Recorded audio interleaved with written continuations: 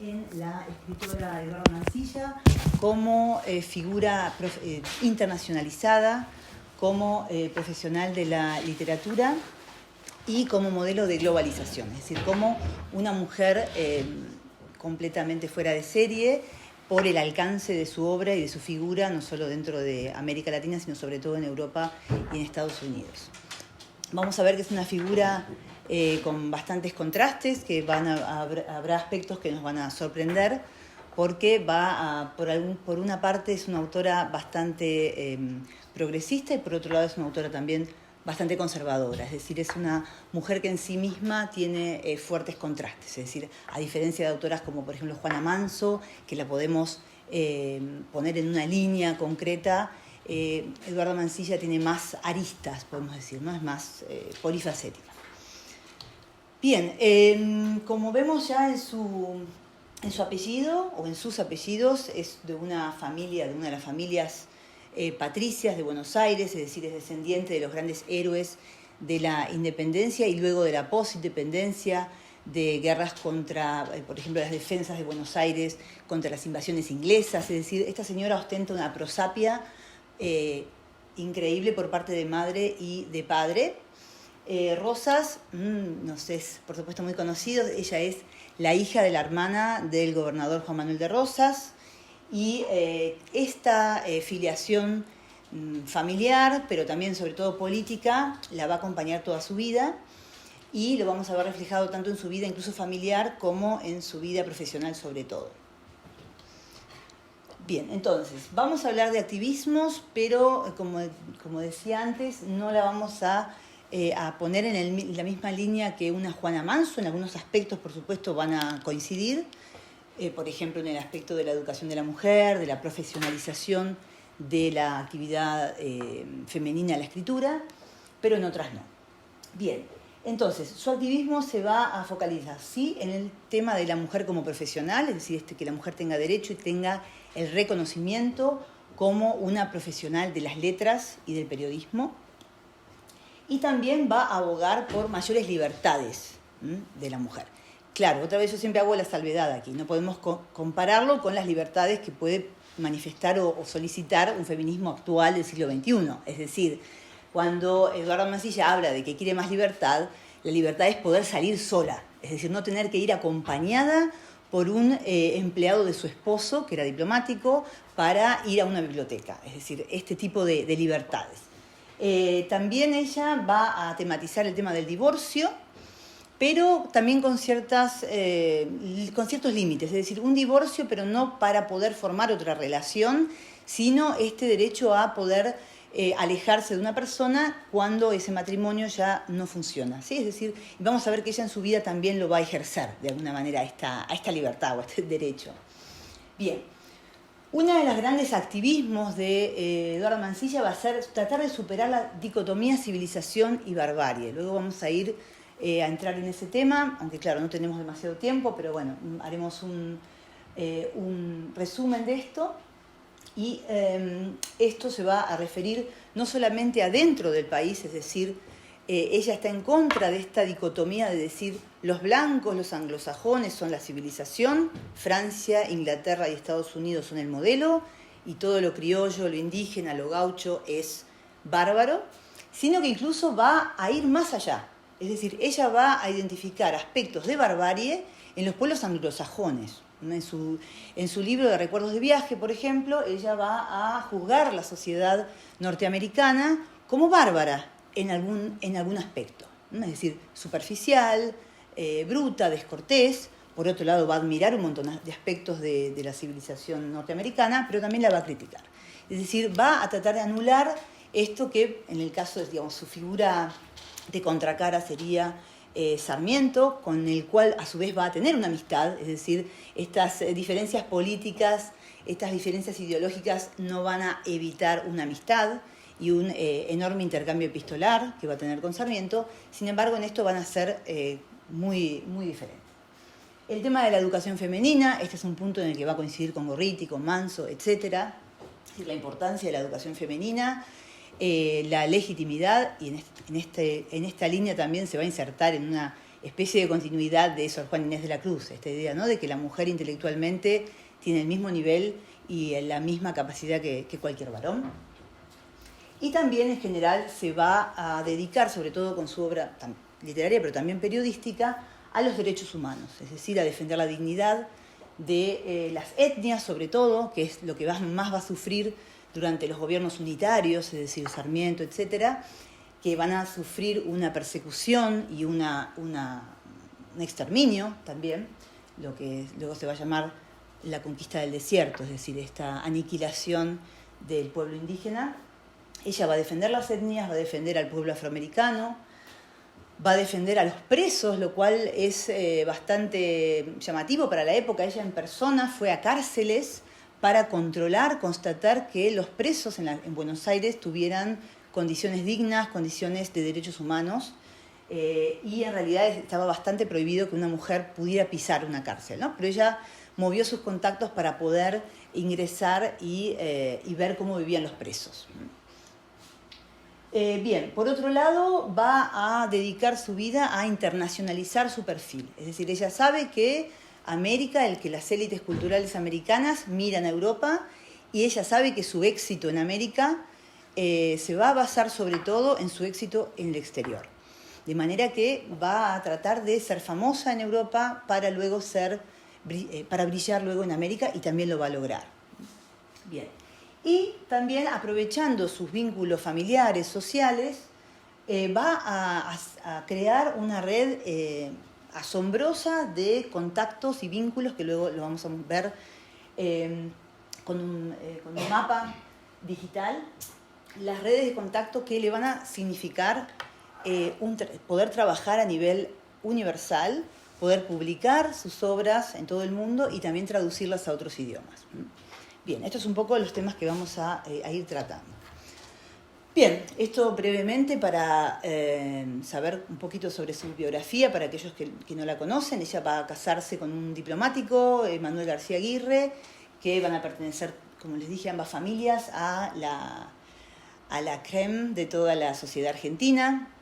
Va a tener desde siempre grandes vínculos, como les dije, por ser la sobrina de Juan Manuel de Rosas, aunque la etapa de poder de Rosas va a estar cuando ella es una niña, es decir, ya de adulta, Rosas va a ser, digamos, el perdedor, el exiliado, y ella va a cargar también con toda esta desventaja de ser de la parte de los que perdieron. Bien, fue hermana de Lucio Mansilla, el gran famoso dandy, escritor, periodista de la época, y esto también le va a costar bastante caro, porque Lucio Mansilla era un autor excelente, de un gran renombre, y ella siempre va a estar un poco a la sombra de su hermano, es decir, el hermano va a ser el reconocido. Su hermano va a ayudarla, por una parte, incluso va a traducir una de sus obras al español, pero por otro lado también su hermano, hay textos en los que, un poco mezclado entre serio y humor, también se ríe un poco, ¿no?, de los excesos de su hermana como profesional de la escritura, ¿no? Un poco se está pasando. Pero tenía una buena relación con su hermano y, como les digo, nunca va a llegar a tener la fama de su hermano, sobre todo a lo largo del tiempo. Y bueno, por supuesto que esto se va a deber, por un lado, que es mujer, por el otro, a una decisión personal que luego comentaré. Bien, irónicamente su esposo es de familia unitaria, es decir, se casó con un hombre unitario, a pesar de ser ella tan federal, y esto también va a generar siempre, si bien fue un matrimonio por amor, un matrimonio con gusto, va a generar siempre una distancia con su esposo, que luego se va a ir agravando y va a terminar en la separación de los esposos. No me refiero a que se hayan separado por lo político, se separaron por causa de su actividad literaria, pero también fue un factor, ¿no?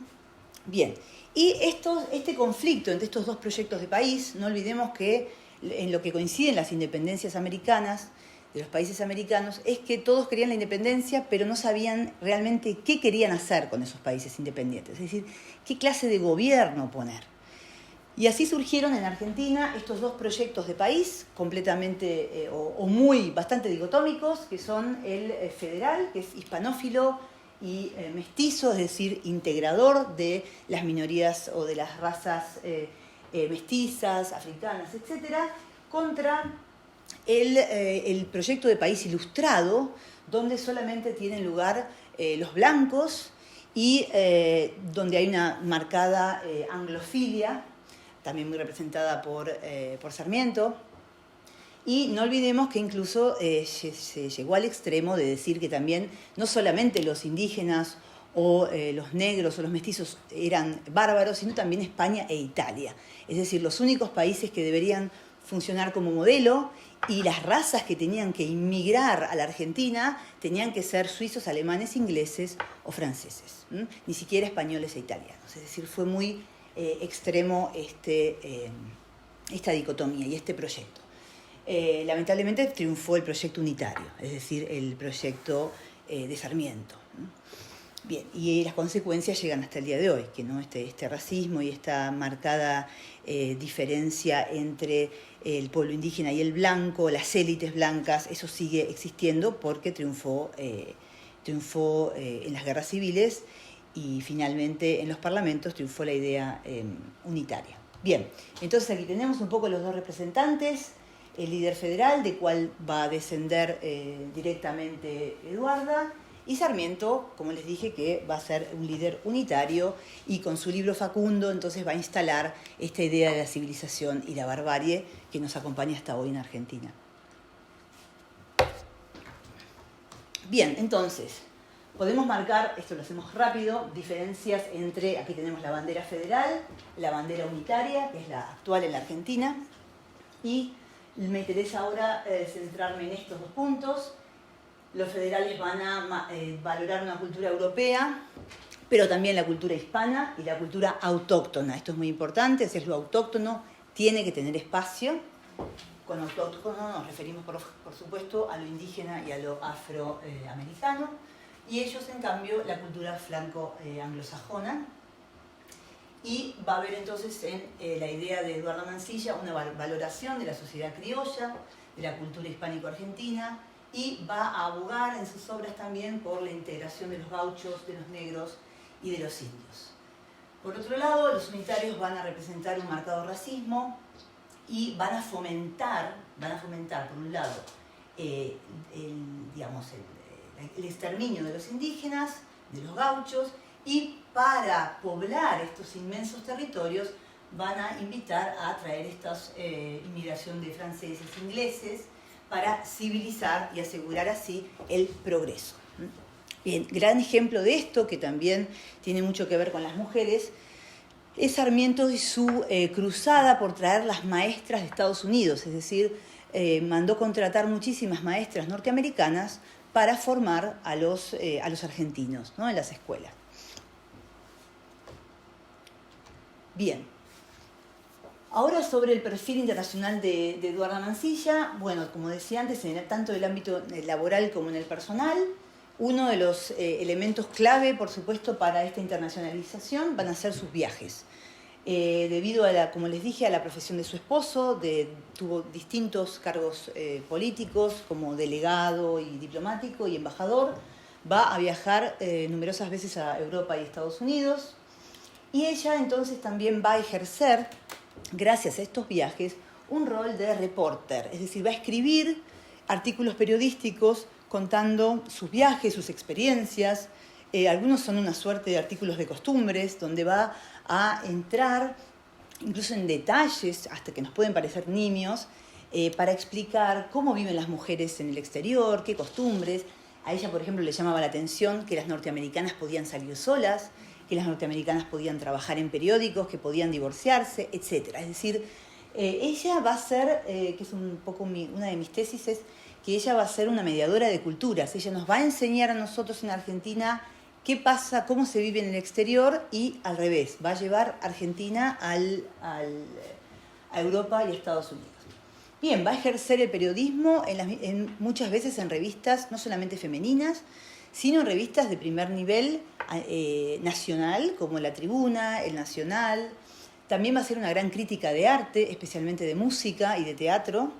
Ella era una experta en ópera, ella misma cantaba ópera, ha tocado en círculos, en salones en París, es decir, ha tenido una vida realmente muy fascinante, muy polifacética, y ella va entonces en sus artículos a realmente trabajar como una reporter de arte y de viajes. pero también va a meterse, y aquí es donde más osada, en las disputas políticas de su tiempo, va a opinar y va a tomar un partido. Bien, esos viajes le valieron una inmensa red de contactos que, como les dije, va a utilizar para publicar y difundir sus obras literarias.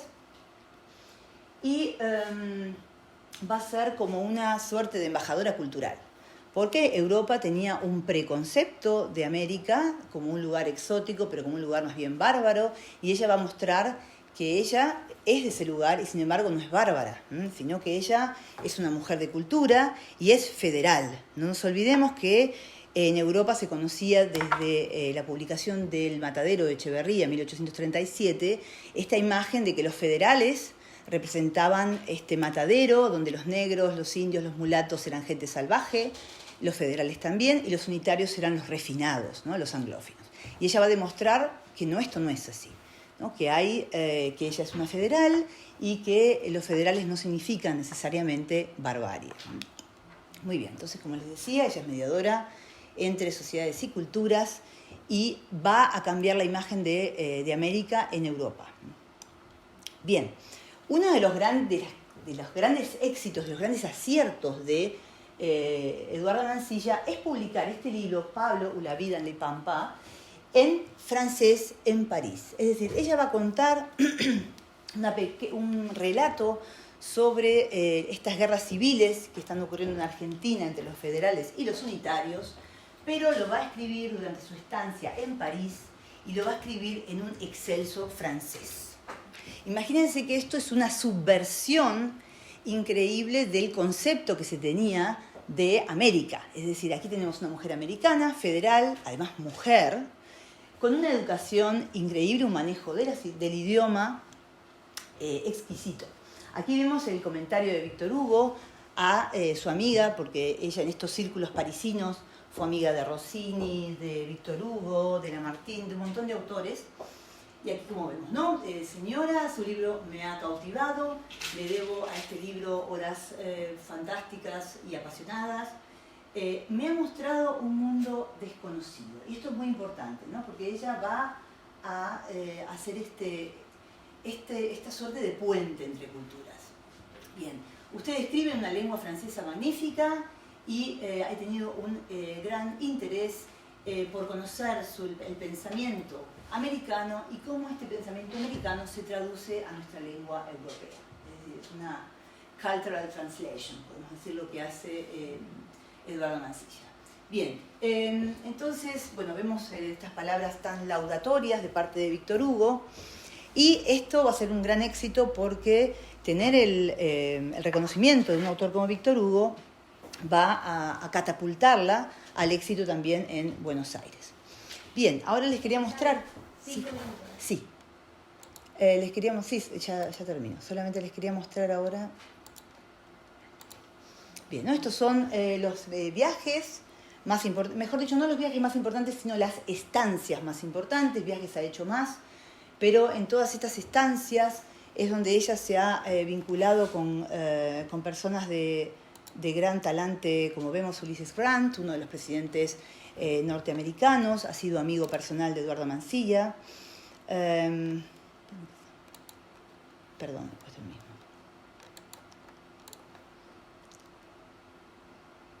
¿Se puede poner el otro? Abraham Lincoln también, es decir, estamos hablando de vínculos realmente envidiables para la época, ¿sí? En Berlín también va a tener vínculos con el emperador Guillermo I, va a ser invitada a trabajar en la corte de los Habsburg. Ella no lo va a hacer porque tiene que cumplir con sus obligaciones también de esposa, de madre, pero ha llegado a tener amistad con la emperatriz Sisi, etc. Es decir, no tenemos mucho tiempo, pero bueno, la línea de vínculos es realmente amplísima.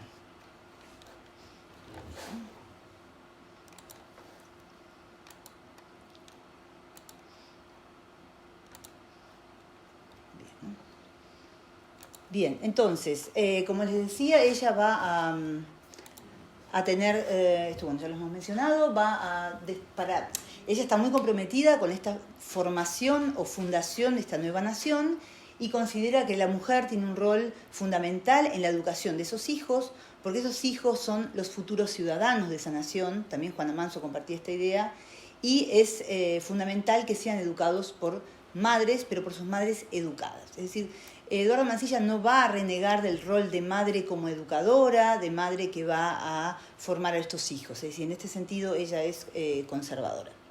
Bien, pero sí va a reivindicar el trabajo femenino intelectual, como hemos dicho, ¿no? Y sobre todo su participación en las discusiones políticas y sociales de su tiempo.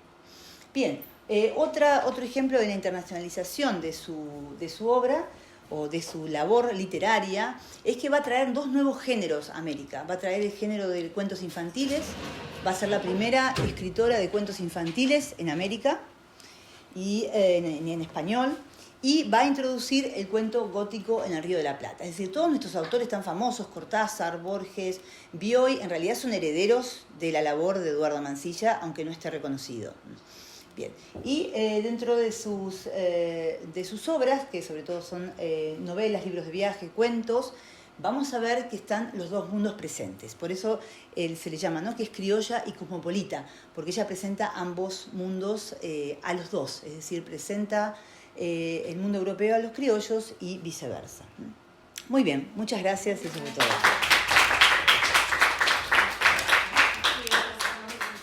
Sí, yo creo que sí, vamos a hacer la discusión después.